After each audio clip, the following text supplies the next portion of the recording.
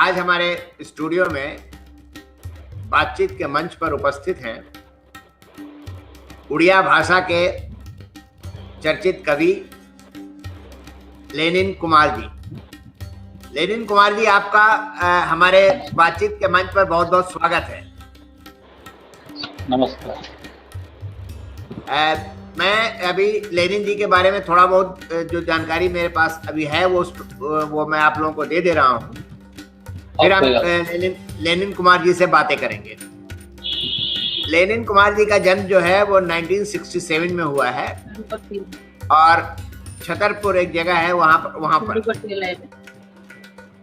इन्होंने जो basically engineering की पढ़ाई की हुई है इलेक्ट्रॉनिक्स एंड कम्युनिकेशन में, और ये कविताएं लिखते हैं, उड़िया भाषा की कविताएं लिखते हैं और काफी वहां पर चर्चित हैं। इनका एक संग्रह आया हुआ है उड़िया भाषा में ही, जिसका मतलब है कि भूखी भूमि,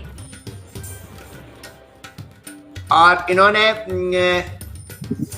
कुछ किताबों का अनुवाद किया हुआ है हिंदी से उड़िया में, जैसे उदय प्रकाश के उपन्यास पाल गोमरा का स्कूटर और अन्य कहानियों का। ये एक सोशल और ह्यूमन राइट्स एक्टिविस्ट हैं। एक पत्रिका निकालते हैं, निशान पत्रिका, जो बेसिकली लिटरेरी पत्रिका है, और उसमें जो आर्टिकल्स वगैरह छपती रहती हैं उससे काफ़ी ये ख्याति इन्होंने प्राप्त की हुई है।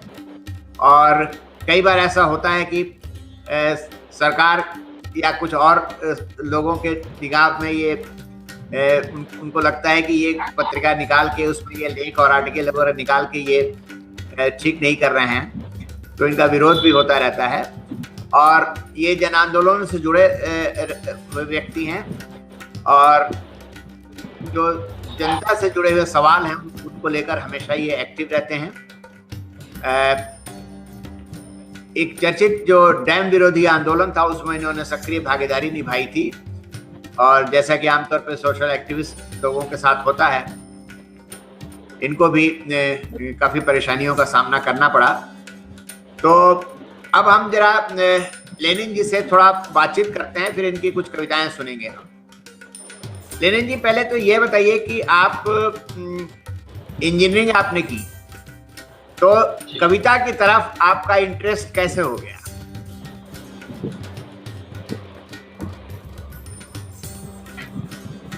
कविता की तरफ से तो मेरा आग्रह पहले हुआ,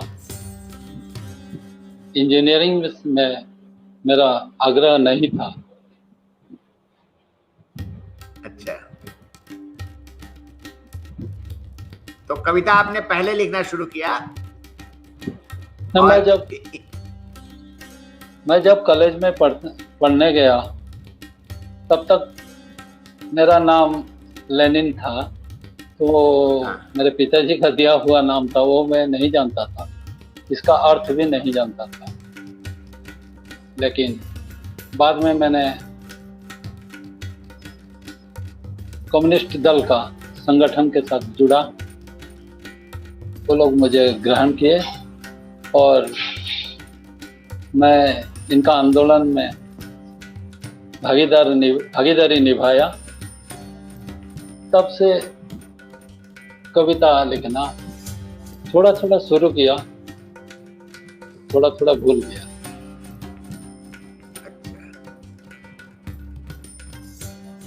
एक बात बताइए कि ये कविता जो आपने लिखना शुरू किया, ये शौक के तौर पर यानी हॉबी के तौर पर शुरू किया कि आपने इसके पीछे कोई मकसद सोचा, कोई एम, कोई उद्देश्य?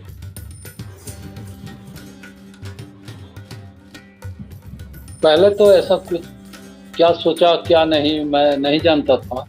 एक आत्मिक सुख, एक आत्मिक आनंद के लिए ही मैंने लिखना शुरू किया।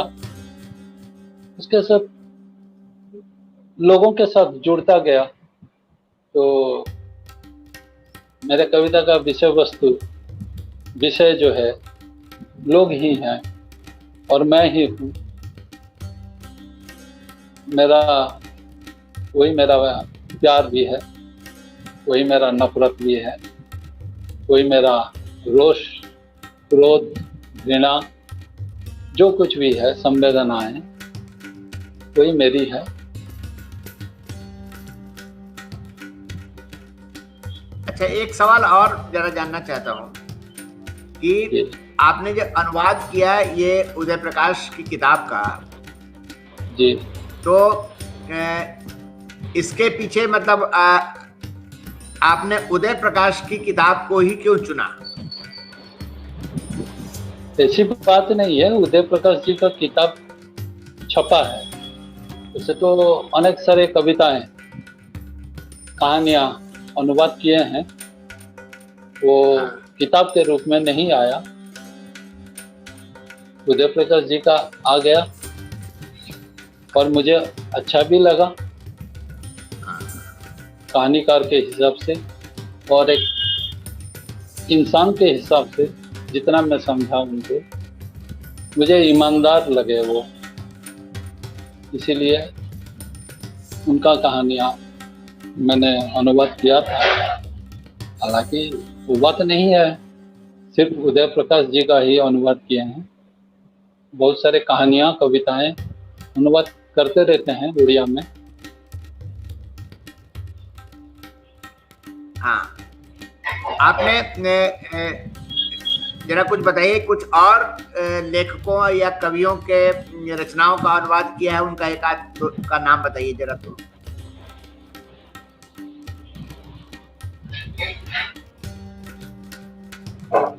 जैसे मुक्तिबोध, धूमिल, सर्वेश्वर दयाल सक्सेना,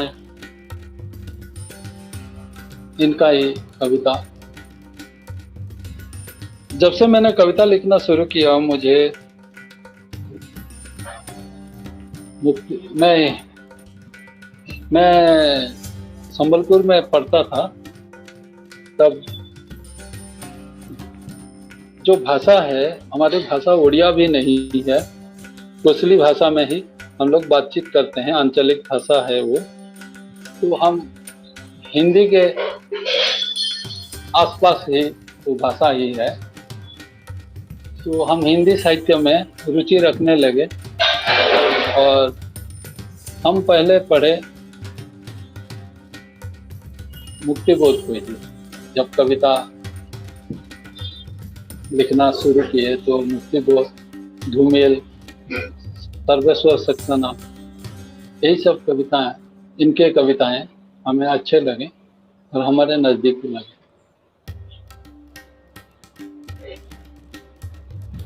जरा लोगों को बताइए कि आपको ये मुक्तिबोध, धूमिल, ये आपको नजदीक के कवि लगे, आपकी सोच के, आपकी विचारधारा के। तो जरा लोगों को बताइए कि इनकी सोच और विचारधारा में ऐसी क्या बात थी जो ये आपको पसंद आए?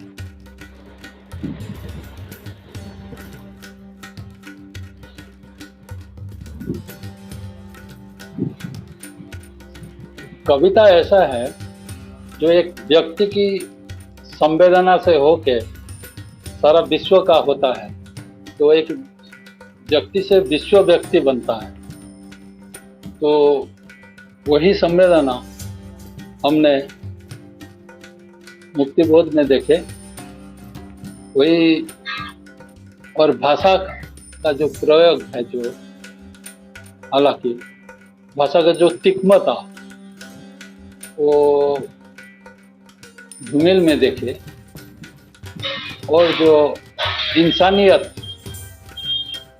का जो अपनापन है वो सर्वेश्वर सक्सेना जी के कविताएं में देखने लगे। हालांकि हम उड़िया में ही लिखते रहे और उड़िया कविता ही ज्यादातर पढ़ते हैं। उड़िया में भी बड़े बड़े कवि हुए हैं, तो उसमें किसी कवि से जिससे आप प्रभावित हों, उनके बारे में थोड़ा बताइए तो।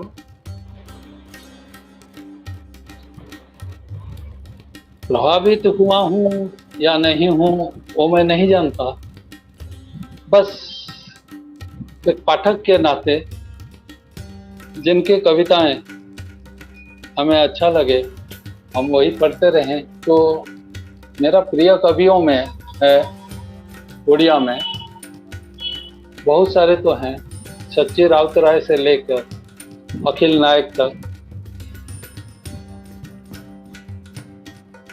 वो एक पीढ़ी है, अच्छे लगे हैं सब। वैसे मेरी भाषा जो है नहीं कोई बात हिंदी तो नहीं है, और हिंदी इसमें इतना व्याख्या शायद मैं नहीं कर पाऊंगा, तो मैं कविताएं में ही बोल सकता हूँ कुछ। नहीं वो मैं भाषा की कोई वो नहीं है। आपको जो भाषा है, जिस भाषा में आप आराम से बोल सकते हैं आप बोलिए, ऐसी बात नहीं है। मैं तो थोड़ा बहुत समझ जाऊंगा, नहीं समझूंगा तो आपसे फिर दोबारा पूछ लूंगा। ये बताइए कि जैसे दुनिया की हर भाषा में जी दो तरह की कविताएं, दो तरह की धाराएं चलती हैं। धाराएं मतलब दो तरह के पार्टीशन है। एक तो जो होता है वो सत्ता के लिए, बड़े लोगों के लिए, उनके मनोरंजन के लिए,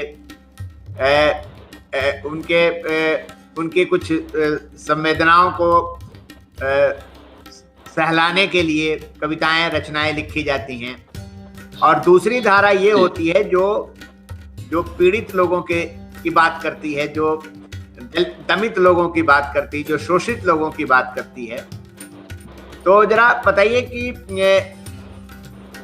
उड़ीसा एक ऐसी जगह है जहाँ पर मैंने पढ़ा है और मैंने सुना है कि वहाँ पर लोग जो हैं वो काफ़ी संघर्षशील हैं। मतलब वो अपने मौलिक अधिकारों के लिए, अपने रोजगार के लिए, अपने खाने पीने को लेकर, मतलब भूख के खिलाफ। तो वहाँ पर किसकी तादाद ज़्यादा है? किस तरह के कवियों की तादाद ज़्यादा है, संख्या ज़्यादा है? मतलब कि जो लोगों के लिए लिखते हैं, मतलब पीपुल्स राइटर या एंटी पीपुल्स राइटर? देखिए, ओडिशा जो है इसको हम अगर देखेंगे तो यहाँ का 40 से ऊपर % दलित आदिवासी रहते हैं। और दलित आदिवासी जो लोग जो हैं वो रहते कहाँ है? जंगल, जहाँ सभ्यता पहुँच नहीं पाया है, ज़्यादातर तथाकथित सभ्यता पहुँच नहीं पाया है जहाँ, वहीं पे रहते हैं। और वो अभिशप्त इसीलिए हैं कि उनके भूमि के नीचे खनिज है, और जब आपका पूंजीवाद संकट में आता है तब उसका जो लालसा का जो नज़र जो है वही जमीन पर आता है पहले। और आज हम अगर देखेंगे तो उनका इलाका जो है CRPF पुलिस से भर गया है। अब ये कोरोना काल में जब कोरोना टेस्टिंग नहीं हो पाता है आदिवासी इलाकाओं में, वहाँ माइनिंग टेस्टिंग चलता जा रहा है। और आप तो जानते हैं, तो लोगों का प्रतिरोध का स्वर भी उठता है, जन आंदोलन होता है। और मैं चाहता हूँ कि हर कवि, हर साहित्यिक जो है लोगों के पास खड़ा रहे और वो जन आंदोलन से प्रेरणा ले। इसीलिए मैंने और मेरे कई साथियों से मिलकर शुरुआत किए थे एक साहित्य पत्रिका का, जो कि ओडिशा के भीमो भोई और भगवती चरण पाणिग्राही इनको उत्सर्गीकृत था। तो भीमा भाई कौन है वो हम बताएंगे। भीमा भाई वही कवि हैं जिनका एक जो ये भीमा भाई और भगवती पाणिग्राही ऐसे ही कवि और लेखक हैं जो ड्राइंग रूम में बैठकर गीत, कथा, कहानियां नहीं लिखते थे, साहित्य नहीं रचते थे, तो लोगों के पास ही जाते थे, तो लोगों की लड़ाई में शामिल हुए थे। भीमा भाई ब्राह्मणवाद के खिलाफ पहले लड़ाई किए थे और उनका जो साहित्य था जाति प्रथा के विरोध में और मूर्ति पूजा, ब्राह्मणीय कर्मकांड के विरोध में था। उसने ही पहले बोला जाता है कि जगन्नाथ मंदिर, पुरी का जगन्नाथ मंदिर में प्रवेश करने की जो साहस किए थे और पंडों के आक्रमण का शिकार हुए थे। वो राजा को नहीं मानते थे और वो अपने धुन में ही रहे थे, लेकिन मुख्य धारा का वो स्वीकृत कवि मरते दम तक नहीं रहे। मरने के बाद आज भीमा भाई का नाम एक आदिवासी कवि का नाम और उनको संत कवि कहा भी जाता है, वो जग जाहिर है। वैसे ही भगवती चरण पाणिग्राही उड़ीसा माटी में पहली बार कम्युनिस्ट पार्टी ऑफ इंडिया का प्रतिष्ठा किए थे। वो कृषक आंदोलन में शामिल हुए थे और उनका मौत जो है हुआ था कि लोगों का महामारी में लोगों का सेवा करते वक्त खुद महामारी आक्रांत हुए हैजा का और वो चल बसे और उन्होंने एक साहित्यिक आंदोलन भी खड़े किए थे, प्रगतिशील साहित्यिक आंदोलन, और पत्रिका भी निकाले थे आधुनिक नाम से। और वही थे प्रगतिशील आंदोलन का उड़ीसा में अग्रदूत। आप तो जानते होंगे जो मृगा नाम का एक जो सिनेमा है, उनका कहानी शिकार के ऊपर आधारित है, जहां मिथुन चक्रवर्ती नायक हैं धिनवा नाम से। तो उनके ऊपर, उन दोनों के ऊपर हमने एक उच्चर करके एक पत्रिका निकाले थे, निशान, जिसका कि तब उड़ीसा में पोस्को विरोधी आंदोलन चल रहा था, कलिंग नगर में आंदोलन चल रहा था, न्यमगिरी में, काशीपुर में आंदोलन चल रहा था। वो सारे जो है बहुराष्ट्रीय कंपनी, देसी विदेशी कंपनी जो आदिवासी, दलित और निम्न वर्ग के जमीन के ऊपर अपना शिल्प प्रतिष्ठा करना चाहते थे, विकास के नाम पर उनको बर्बाद करना चाहते थे, उनके विरोध जो आंदोलन खड़ा होता था, उन आंदोलन से प्रेरणा लेकर हमने पत्रिका निकाले थे। इसीलिए बार बार राष्ट्र सत्ता का रोष का भी शिकार भी हुए और कई बार जेल भी गए हम, और हमारे ऊपर बहुत सारे मेरा नौकरी भी चला गया इसी बीच। लेकिन लोगों का प्यार जो मिलता है, जहाँ लोगों का प्यार मिलता है वहीं पे हमने रह गए और कभी कभार कविता लिखे। हालांकि मैं मानता हूँ कि मेरी कविता जनवादी कविता है ही नहीं। कविता में एक बौद्धिक विलास मेरे अंदर भी प्रक्रिया था, पता नहीं मुझे। कविता में मैं खुद को प्रमाणित करने की एक कोशिश किया, बस। ये आपने बहुत अच्छी बात बताई कि आप जो हैं वो उन लोगों को जिन लोगों ने पहले कभी जनता के लिए आवाज उठाई थी, जनता के लिए उन्होंने काम किया था, और उन्हीं की धारा को आगे बढ़ाने के लिए आपने पत्रिका निकाली, लेकिन लोगों को ये बर्दाश्त नहीं हुआ और काफी लोगों को नहीं मतलब कुछ लोगों को, हाँ कुछ लोग, सरकार को। हाँ। बात ये ऐसा हुआ कि मैं तो एक पत्रिका निकालता था, उसमें विज्ञापन नहीं था, पैसों की बहुत कमी था, विज्ञापन भी हम कोई कंपनी के पास नहीं जाते थे कि हमें विज्ञापन दो, और हमें देगा भी नहीं। लेकिन ऐसा ही होता था, जहाँ जहाँ एनकाउंटर होता था तथाकथित, तो इतने कभी निशान मिला बोल के सारे जो मुख्य धारा के चैनल्स जो है वही दिखाते थे, और इससे हमारा मुफ्त में विज्ञापन हो जाता था। मतलब अपने पत्रिका का विज्ञापन हो जाता था, हमको कुछ कोशिश करना नहीं पड़ा। तो अभी निशान पत्रिका निकल रही है, बंद हो गई है? अभी फिलहाल स्थगित है। अच्छा, फिर निकलेगा। अच्छा,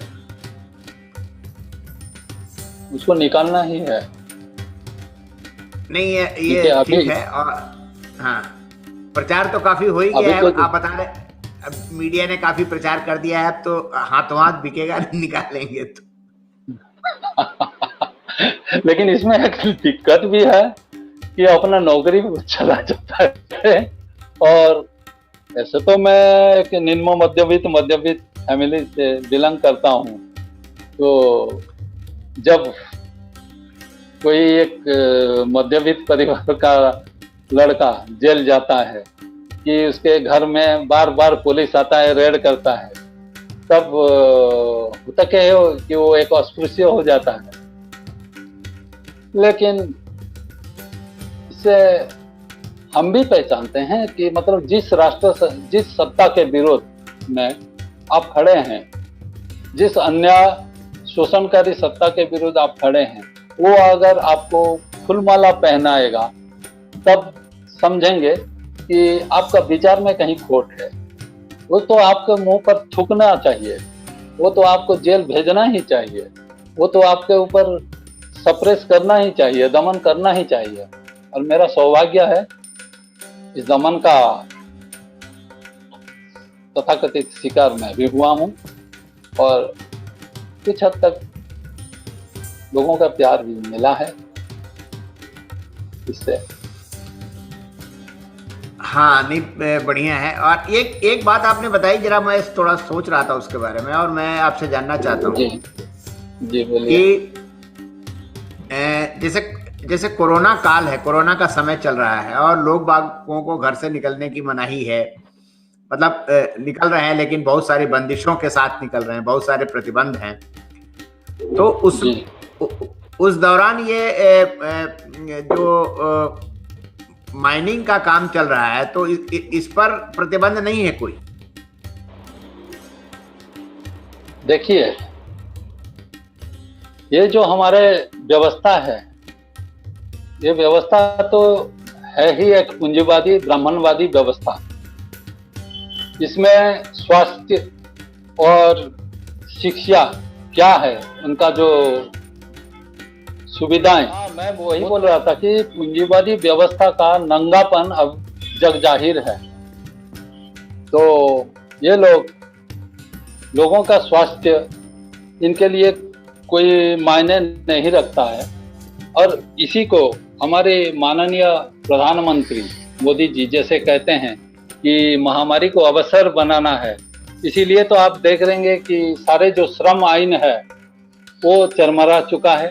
लोगों का अधिकार के ऊपर जो सारे प्रतिष्ठित था वो अभी वो लूट रहे हैं, और सारे जो है प्राइवेटाइजेशन बढ़ता जा रहा है, पूरा देश को बेचा जा रहा है, और जहाँ जहाँ बचा हुआ जंगल है, खनिज है, उसके भी प्राइवेटाइजेशन करते जा रहे हैं। तो यही लोग तो लुटेरे हैं, ये तो लूटने का उनका मौका मिला है यही कोरोना काल में।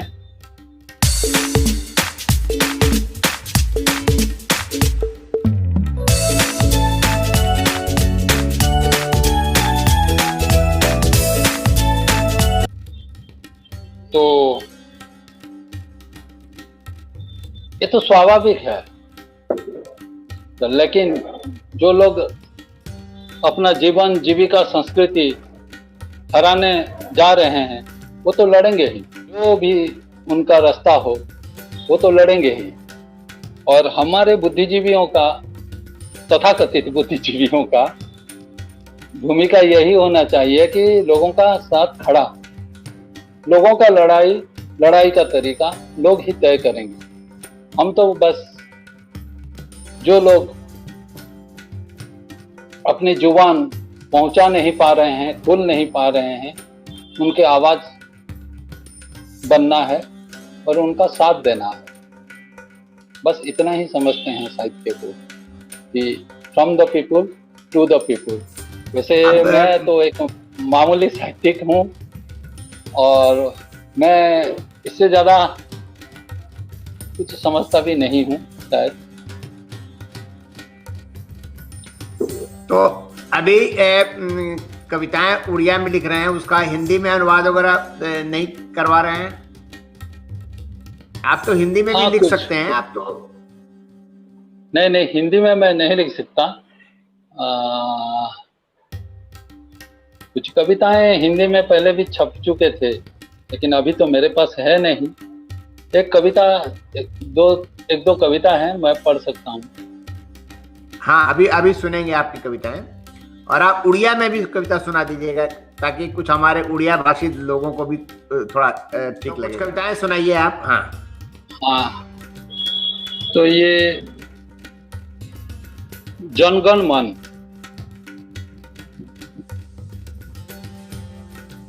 जो हिंदी का अनुवाद किए थे कवि कुमार हसन। जनगण मन, कितने दिन कितनी रातें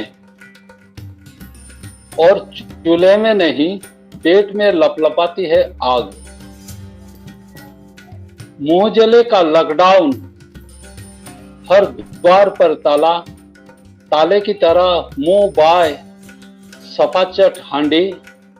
और कितने दिन कितनी रातें भूख की महामारी में छोड़कर खून के पद चिन्ह मिलों तक, तुम्हारा कौन सा देश कौन सा घर।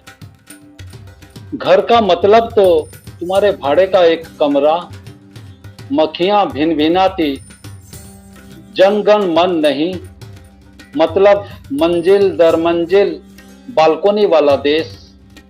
बालकोनी पर घंटा,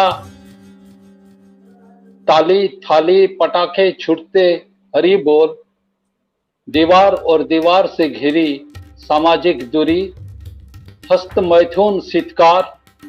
तुम निकलते आ रहे शहर की तलहटी की अपनी बस्ती से सड़क की ओर, फूकते हुए मुंह जले का लॉकडाउन पर।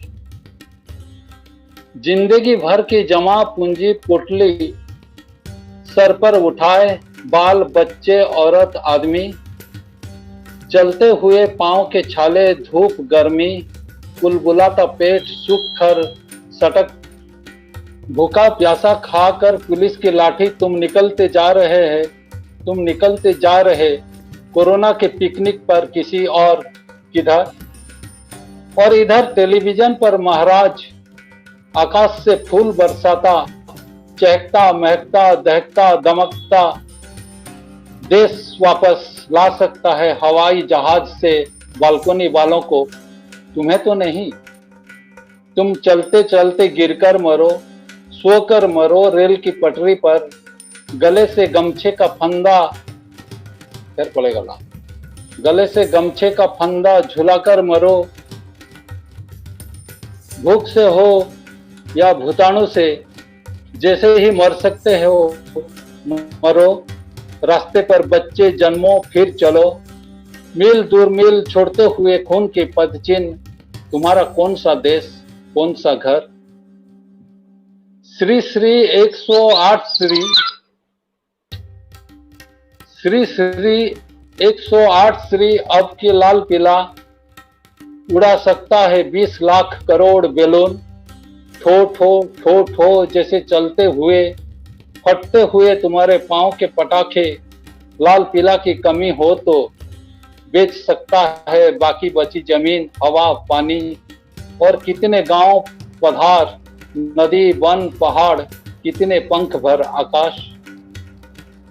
जेल में करवा सकता है बंद, चुन चुन कर लॉकडाउन में तमाम भिन्न स्वर, और तो और छोड़कर धन कुबेरों के बेशुमार कर्ज, भर सकता है महामारी रिलीफ के नाम अपना गुप्त भंडार। इस समय तुम जितने बचे रहोगे दासानुदास, खड़ा करने के लिए नया महल दरबार, वो बांट सकता है उतना ही राशन, मानो राजा नहीं पूरा का पूरा फकीर। हो जोहार।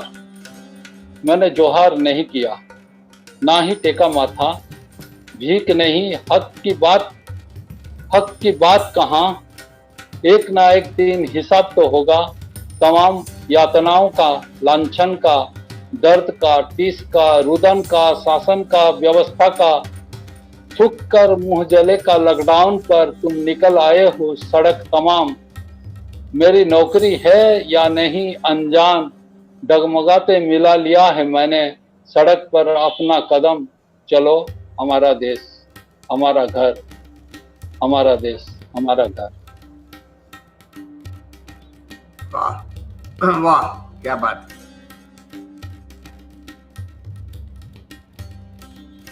मैं दूसरा एक कविता पढ़ता हूँ। हाँ हाँ, जो कि कविता मैं पहले हिंदी उड़िया में पढ़ लेता हूँ। हाँ हाँ, पढ़ दीजिए पढ़ दीजिए। ये कविता जो है वो मेरे पिताजी के नाम थे, तो इसमें एक खेद है कि आपने क्यों मेरा नाम लेनिन रखा। बस इसी के हिसाब से, जैसे कोई अंधे का पद्मलोचन नाम रहता है वैसे ही मेरा नाम लेनिन है, यही बन गया। तो ना बापा, नो फादर, जेमिति को अंधर ना पद्मलोचन, सेमिति मोर लेनिन। जेमिति को अंधर ना पद्मलोचन, सेमिति मोर लेनिन। एते ना थाउ थाउ बापा तमे किया देल एई जे सेमाने डोजर रे ता मूर्ति भांगी मुंड को फुटबॉल खेलिलेनी एबे। मु बुझिला बेल को मोर मुंड गोल, मते आसु नाही को परीक्षा खाता रे धाड़िए उत्तर, हाय रे रोमांटिक दुख मोर। बापा मते क्षमा करो, तमे गोटे मागिओना पैता पिंधि केबेठु पाकुली हेलणी मंत्र फंत्र, क्रिकेट रे पाकिस्तान जीतिले टीवी को गोईठा मारी बोलिलणी सेमानंक भली भारत माता की जय। निजर बोली देश काई बापा, चिता कटा एकेठु आरो के बड़ी सेमाने बिकी देलेणी गोटे गोटे पहाड़, नई, गाँ आउ पूरा देश। तेणिकी पुलिस छाउनी तो बाजार विपणी, एका संगे खाइबाकू गुली ओ भात। तुम कॉलोनी बाहर रक्तपात, भितरे अखंड कीर्तन। बापा मु कौन, बाट घाट गेरुआ फरफर, मनीषंक भितरे सेमानंक तियारी एते पाचेरी, जे मु झुंटी लहु लुहाण। निदरे बिलबिलांती कण पिलादिन जातीय संगीत, आउ ठिया हुअंता आसी मो छाई इतिहास अंधाररु कोउठी। कोउठी फांसीकुंट को नेबाकू पहुंची थिबा सिपाही को 23 वर्षर जणे जुआन निया धरा, कहा जीवन बहिरु हसी हसी कुहंता। बास आउ दुई धाड़ी भाई पढ़ी निए, क्षणे भेटी निए परदेशी सहयोद्धा। मु बुझिला बेलको मोर मुंड गोल, परीक्षा खातारे कविता कौन लेखि पकाइली बोली, ना मु कवि होई पारिली ना आउ किछि, ना ठुळेई पारिली बंचिबार एते टिके निरापत्ता, ना किछि पढ़ा सांगंक परी मोटा अंकर चाकिरी। ना ना ना रे एते निया जे सुतु कुतूहल रे, साउटी बाकू जाई मु कुळांगार पड़ी पाउंस होई गली सिना, जमा बाधो नहीं बापा। जोठी भी केही एबे नियार फूल फुटाउछि चहटाउछि आलुओ, तो लागे से मो भाई लेनिन। भाईचारा रे मो घर हांडी भात सरू नहीं बापा। केबेठु तुम्हें सेज धरिलणी बयस भारी धई सई तुम संगे आउ तर्क करी हुए नहीं दिने घर को आसी गोड़ मोड़ी देऊ देऊ एकुटिया एमिति पचारे कहीं देल मोर लेनिन ना केबे तो कहलेनी बापा कुह ना हठात कुनी पिलाटिया परी तुम्हें को अभिमान रे अबोध कई कई कांदी पकाइल कई कई कहबाकू जाई किछि केवल लुह धार धार तुम आखिरे मु देखिबारे सही प्रथम और शेष लुह धार ना बापा मु जहा होई न पारिली नाई तुमर से निर्वाक लुह धार को बेइज्जत हेबाकू देबी नाई एबे घर को गले फटोरे माड़ पिंधि तुम्हें निशबाड़ रंग करा पाकुआ मुचुकुंद मारिलणी जा अंध को पद्मलोचन डाकिबा बदमाशी तुमर गला नहीं। अब मैं हिंदी में पढ़ लेता हूँ। हाँ। जैसे जैसे किसी नहीं बाबूजी, कविता का शीर्षक नहीं बाबूजी, जैसे किसी अंधे का नाम पद्मलोचन वैसे ही मेरा नाम लेनिन। इतने सारे नाम होते हुए बाबूजी तुमने क्यों रखा ऐसा? वे डोजर से उसकी मूर्ति ढहाकर अब सर से खेलने लगे हैं फुटबॉल। मैं जब तक समझ पाऊं मेरा सर गोल, मुझसे हो नहीं रहा किसी परीक्षा खाता का एक लाइन भी उत्तर। धुत मेरा रोमांटिक दुख। बाबूजी मुझे माफ करो। किसी से मांग के लाए जनेऊ लटकाए, कब से पगुराने लगे तुम मंत्र मंत्र। क्रिकेट में पाकिस्तान जीता तो टीवी को घुसा मारकर बोलने लगे हो तुम उनकी तरह भारत माता की जय। अपना कहने जैसा देश कहाँ बाबूजी, अपना कहने जैसा देश कहाँ बाबूजी। नहला पे दहला दल्ला हुए बेच डाले हैं एक एक पहाड़ नदी गांव पधार, पूरा का पूरा देश। फिर पुलिस छावनी तो बाजार विपणी, एक साथ खाने के लिए गोली और भात। तुम्हारे कॉलोनी के बाहर रक्तपात, भीतर अखंड कीर्तन। बाबूजी मैं कहाँ कौन? रास्ता रास्ता भगवा फर फर, मनुष्यों के बीच उनके उठाए इतनी दीवारें कि मैं ठोकर खाकर लहू लुहान। नींद में बड़बड़ाता क्या बचपन का वो राष्ट्रीय गान, और आकर खड़ा हो जाता आदम कद मेरा साया इतिहास के अंधकार गर्त से कहीं।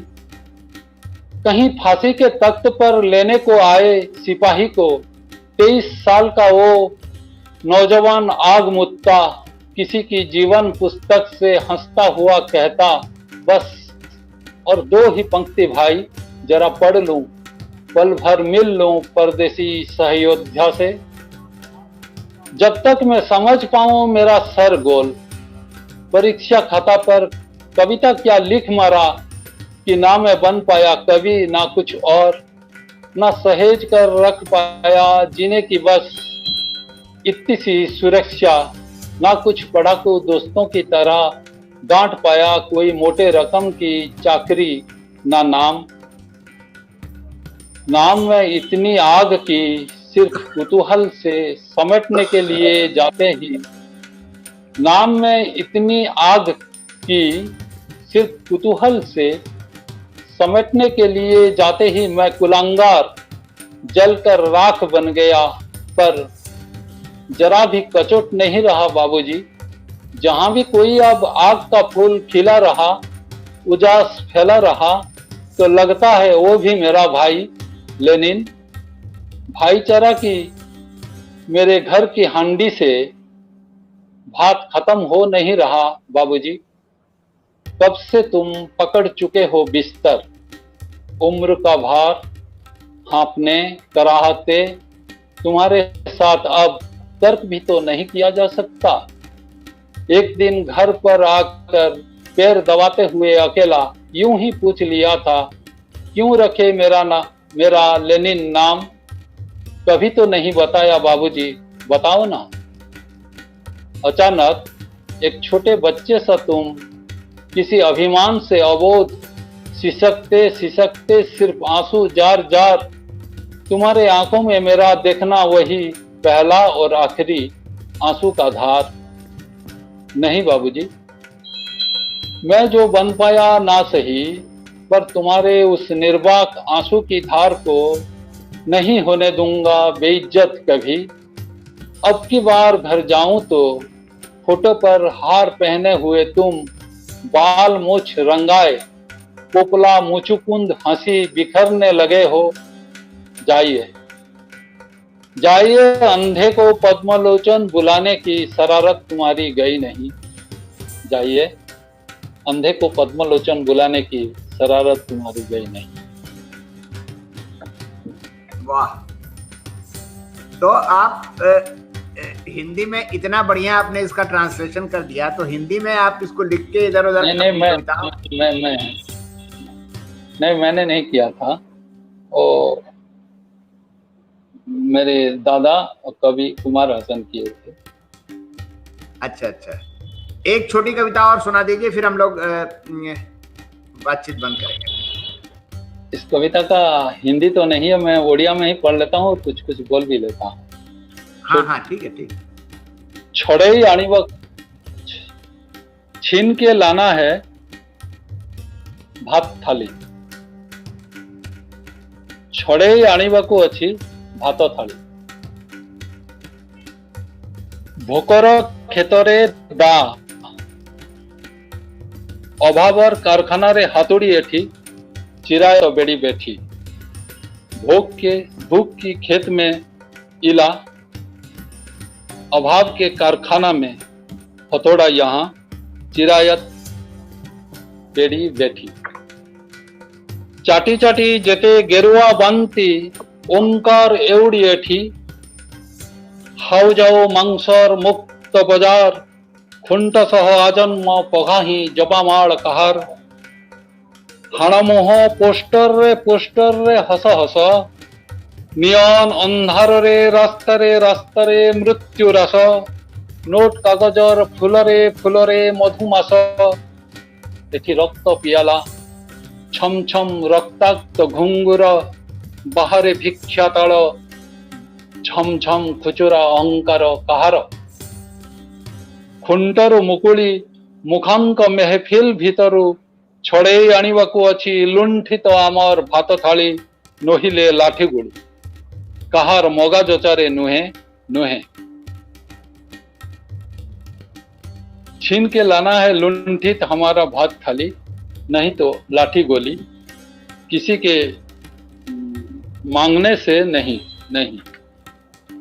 एठी कागजर चाष पालभूत गणतंत्र, शब्दंक बेंगला पढ़िबाकू नुहे नुहे आम रक्तर इतिहास। इसका तो हिंदी में नहीं कर सकता। कोई बात नहीं, चलता है, तो लोगों को समझ में आ गया होगा काफी।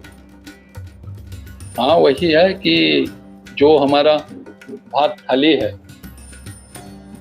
छीन के ही लाना है, मांग कर जाचना कर नहीं लाना है। यही है सार बात। नहीं, बढ़िया है, बढ़िया है। चलिए ठीक है, काफी अच्छा लगा आपसे बातचीत करके। और आपने काफी मतलब समय दिया मुझे, आपका बहुत बहुत धन्यवाद। शुक्रिया।